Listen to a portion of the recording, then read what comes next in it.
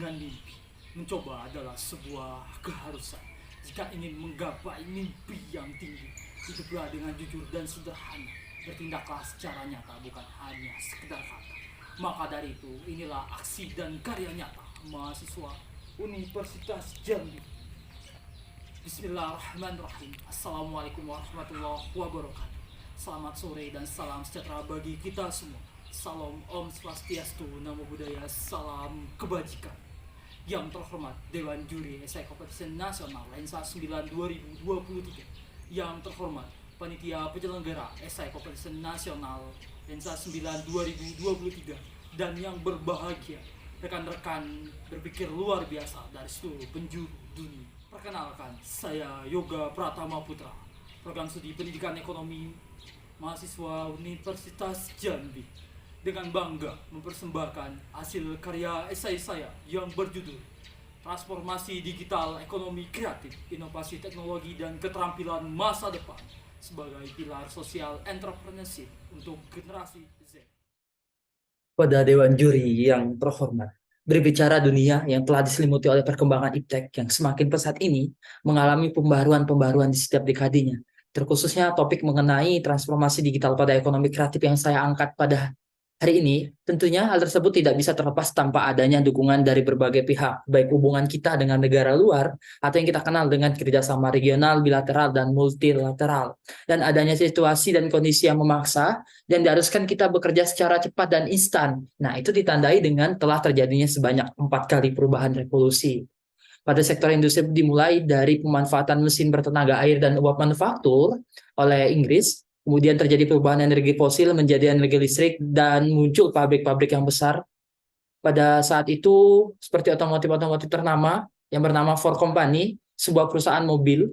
Kemudian lalu terjadi lagi pemanfaatan teknologi elektronik seperti robot cerdas buatan manusia yang bisa digunakan untuk menunjang seluruh proses manusia dalam bekerja dan mengedepankan produktivitas.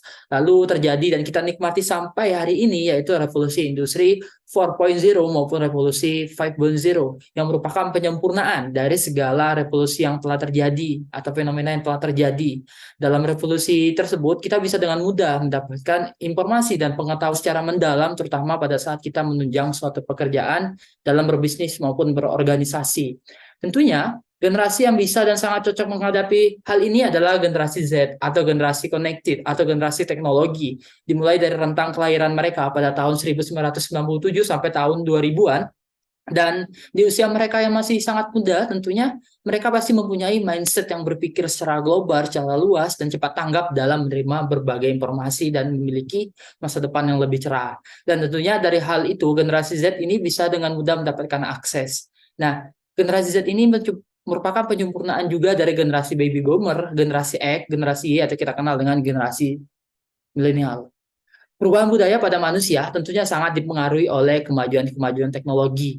Dan saat ini kita sedang mengalami revolusi tersebut pada kehidupan sehari-hari. Visioner asal Kanada yang bernama Marshall MC Luhan mengatakan dunia tidak akan pernah kembali semula karena perkembangan teknologi yang tidak bisa dihentikan dengan berbagai cara apapun. Hal tersebut ditandai dengan lunturnya budaya-budaya tradisional dan lebih menggunakan dan mengikuti tren yang modern.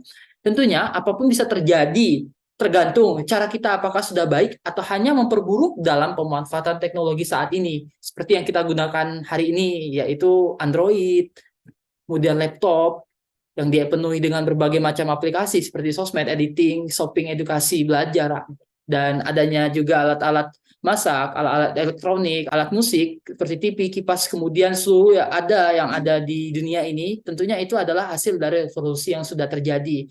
Tentunya itu bisa menjadi nilai tambah dan nilai tinggi bagi perekonomian ekonomi Indonesia. Dan kita juga tidak bisa menyalahkan jika nantinya manusia itu memanfaatkan teknologi secara cuma-cuma dan bertindak kejahatan. Karena maraknya teknologi ini mempunyai prinsip wajib memprioritaskan kehati-hatian untuk menggunanya jika tidak akan menimbulkan bumerang atau dampak yang fatal.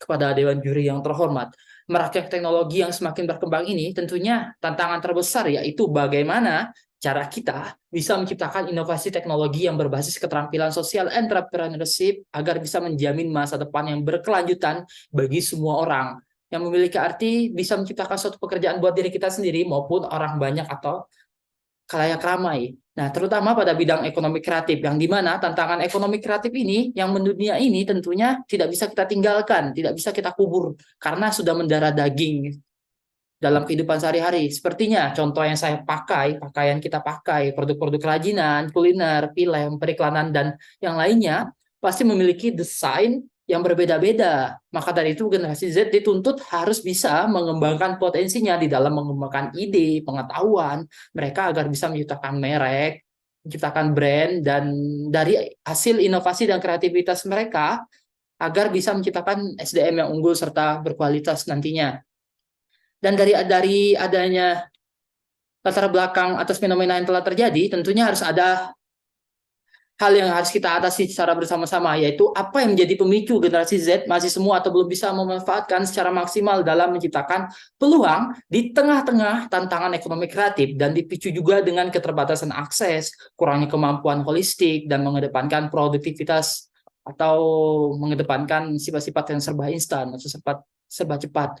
Tentunya kita mengharapkan dapat muncul solusi yang terbaik untuk menciptakan inovasi dan keterampilan dengan berbekal ide, skill, art skill yang mumpuni tentunya dengan mengedepankan sifat sosial entrepreneurship, skill mengelola media sosial dengan baik agar nantinya tercipta masa depan yang lebih cemerlang dan tidak kekurangan dari segi materi, ekonomi maupun sumber daya manusia yang berkualitas. Terdapat fakta yang telah terjadi di lapangan yang dimana kita mengharapkan generasi Z ini bisa sebagai sang penggerak inovasi.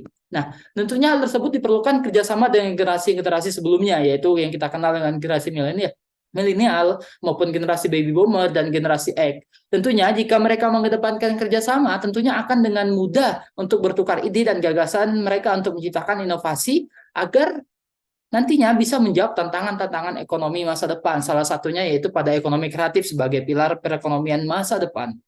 Tentunya generasi muda atau generasi Z atau generasi teknologi ini yang berkualitas tinggi sangat berperan penting dalam pertumbuhan ekonomi di era society 5.0.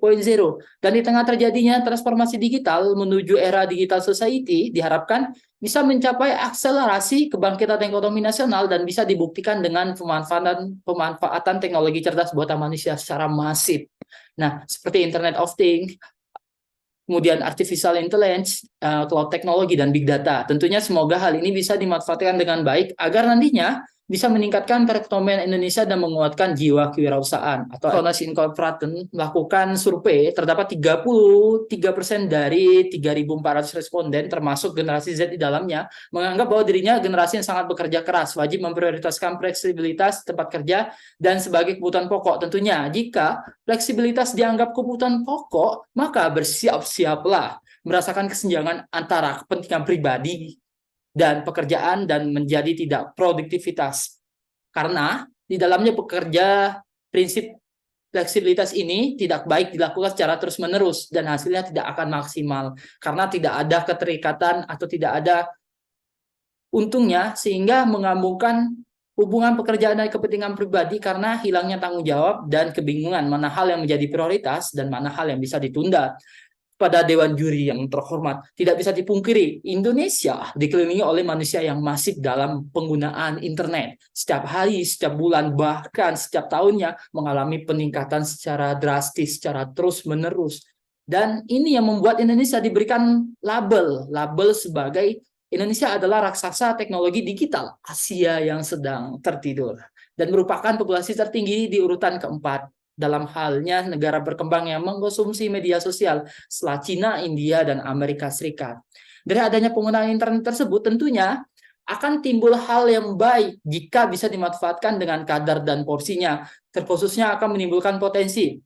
Nah, potensi pada generasi Z yang saya maksud adalah pada era transformasi industri ini tentunya akan timbul pembaharuan dari cara mereka berinteraksi tanpa batas ke seluruh penjuru dunia dengan iptek yang tersedia, kemudian cara pandang mereka itu menghasilkan hal yang baik, dan dari adanya tantangan, jika potensi itu tidak berkembang, maka tentunya generasi Z bisa menawarkan inovasi-inovasi yang menguntungkan, dimulai dari meminimalisir kinerja yang volatilitas, ketidakpastian, kompleksitas, dan ambiguitas, atau yang kita kenal dengan VUCA. Pada Dewan Juri yang terhormat.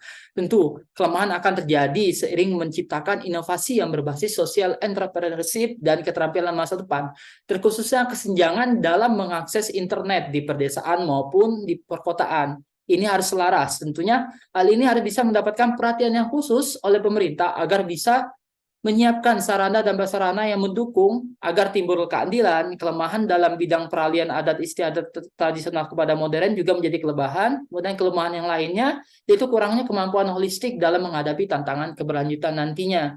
Itu tantangan keberlanjutan pada generasi alpha nanti.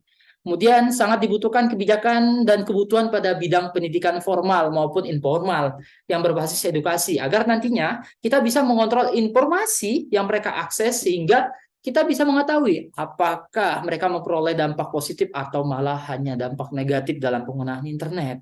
Karena dampak negatif seperti radikalisme, kebencian, penyebaran berita hoax, maupun penipuan ini bisa membuat seseorang terganggu mentalnya, baik secara fisik, psikis, dan sangat teramat merugikan.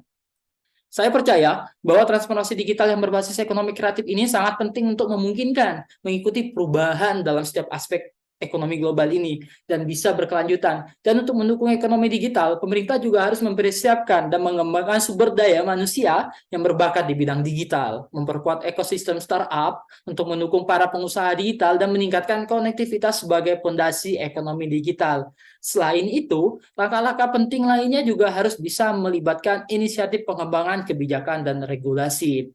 Untuk mendukung fenomena di atas, saya menawarkan analisis SWOT. Nah, analisis SWOT ini saya beri nama generasi Z as the will and leader of world change, yang memiliki makna pada setiap hurufnya, dan diharapkan dari makna setiap hurufnya, generasi Z bisa mempunyai roda dan tangga kehidupan yang bisa mengubah tatanan kehidupan di dunia ke arah yang lebih baik, berkelanjutan, memiliki masa depan yang lebih cerah. Kepada Dewan Juri yang terhormat, terdapat kesimpulan, keunggulan, dan saran dari karya esai saya ini, yaitu penggunaan internet yang tinggi oleh generasi Z dapat menjadi solusi bagi mereka dalam berusaha mengembangkan potensi sosial entrepreneurship dan keterampilan mereka maksimalkan dan untuk mengetahui masa depan mereka cerah atau tidaknya. Kemudian generasi Z ini juga perlu terlibat dalam era digital sebagai digital talent, pengusaha, dan potensi pasar di dalam negeri, guna agar mewujudkan informasi digital yang berbasis ekonomi kreatif. Ekonomi kreatif ini sangat penting karena bisa memungkinkan mengikuti perubahan dalam setiap aspek ekonomi global ini dan bisa berkelanjutan. Pemerintah juga harus bisa mempersiapkan dan mengembangkan sumber daya manusia yang berbakat di bidang digital, memperkuat ekonomi sistem startup, dan menyiapkan pendidikan formal dan non-formal berbasis kewirausahaan, berbasis edukasi, dan digital industri. Dan tentunya problem solving juga harus diterapkan agar bisa memicu pemecahan masalah secara bijak. Dan diperlukan juga analisis SWOT yang saya beri nama tadi, generasi Z as the will and leader of war, guna agar generasi Z mempunyai roda dan tangga kehidupan yang bisa mengubah tatanan kehidupan di dunia ke arah yang lebih baik, berkelanjutan, dan memiliki masa depan yang lebih cerah. Tentunya dengan mengoptimalkan kelebihan dan peluang yang dimiliki serta mengatasi kekurangan dan ancaman yang ada, tentunya generasi Z dapat memainkan peran penting dalam transformasi digital ekonomi kreatif dan menjadi kekuatan dalam social entrepreneurship. Pada Dewan Juri yang terhormat, ada sebuah quotes yang membuat saya semangat sampai di titik ini, yaitu datang dari Bapak Insinyur Haji Joko Widodo. Beliau mengatakan, tugas kita belum berakhir, beradaptasi bukan berarti menyerah, apalagi gagal. When you stop learning, you start dying, give you 100. Terima kasih. Wassalamualaikum warahmatullahi wabarakatuh. Itu mahasiswa.